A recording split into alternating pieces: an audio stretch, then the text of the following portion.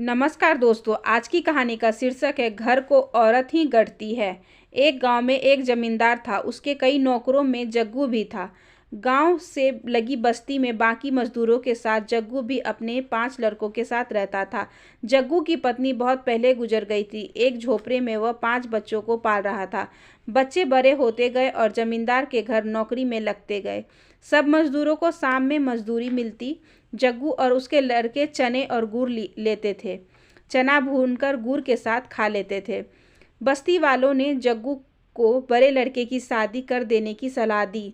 उसकी शादी हो गई और कुछ दिन बाद गौना भी आ गया। उस दिन जग्गू की झोपड़ी के सामने बड़ी बमचक मची।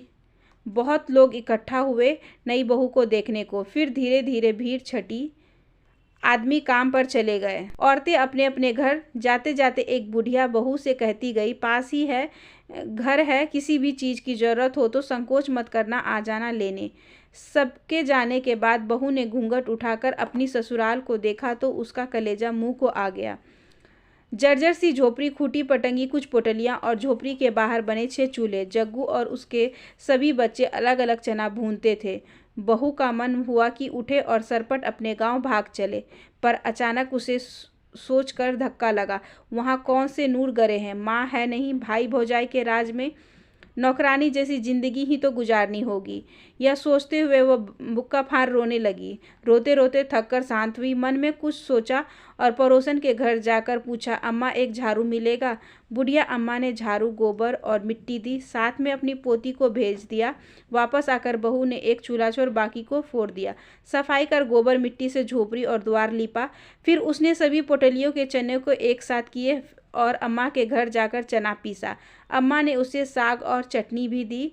वापस आकर बहू ने चने के आटे की रोटियां बनाई और इंतजार करने लगी। जग्गू और उसके लड़के जब लौटे तो एक ही चूल्हा देख भड़क गए।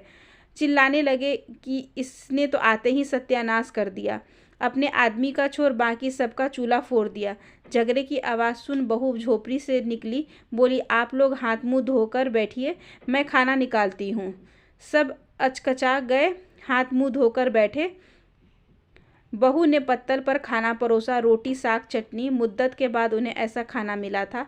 खाकर अपनी अपनी कथली ले सोने चले गए। सुबह काम पर जाते समय बहू ने उन्हें एक एक रोटी और गुड़ दिया।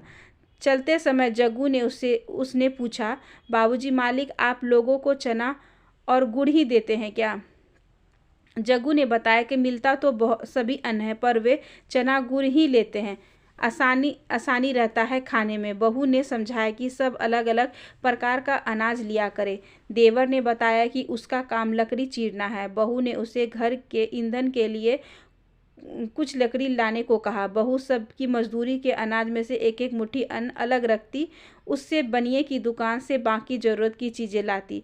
जग्गू की गृहस्थी धड़ल्ले से चल पड़ी। एक दिन सभी भाइयों और बाप ने तालाब की मिट्टी से झोपड़ी के आगे बार बनाया। बहू के गुण गांव में चर्चित होने लगे। जमींदार तक यह बात पहुंची। वह कभी कभी बस्ती में आया करता था। आज वह जग्गू के घर उनकी बहू को आशीर्वाद देने आया था। बहू ने पैर छूकर प्रणाम किया तो जमींदार ने उसे एक हार दिया। हार माथे से लगा। बहू ने कहा कि मालिक यह हमारे किस काम आएगा? इससे अच्छा तो मालिक आप 4 लाठी जमीन दिए होते, दाएं बाएं एक एक कोठरी बन जाती। बहू की चतुराई पर जमींदार हंस पड़ा। बोला, ठीक, जमीन तो जग्गू को मिलेगा ही, यह हार तुम्हारे लिए है। शिक्षा, इस कहानी से हमें यह शिक्षा मिलती है कि कोई भी घर एक औरत पर निर्भर करता है। वह चाहे उस घर को स्वर्ग बना सकती है या नर्क। जब ऐसी औरत अपने परिवार की तरक्की के लिए कोशिश करती है तो उस घर के लोग को सुखी होने से कोई नहीं रोक सकता है। आशा करती हूँ कि आज की ये छोटी सी कहानी आपको अच्छी लगी होगी। अगर अच्छी लगी हो तो please like share and subscribe करें हमारे चैनल को। धन्यवाद।